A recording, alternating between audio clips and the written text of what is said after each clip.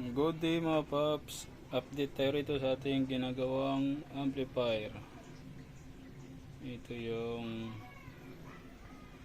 OMAC na 733. 735 ba?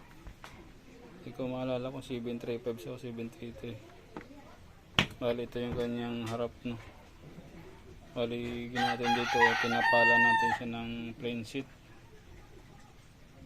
Volume lang at saka signal yung ating nilagay sa kanya.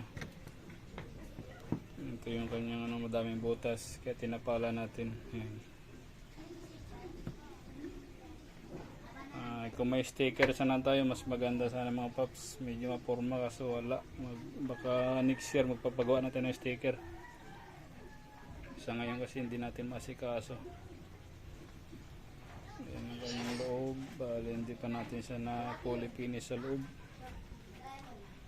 Wala pang mga koneksyon yung iba.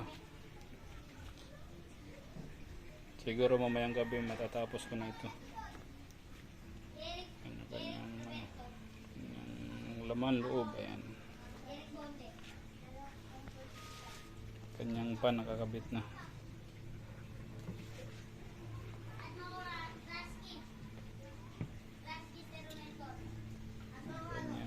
Harap medyo malinis na siya kumpara sa dati niyang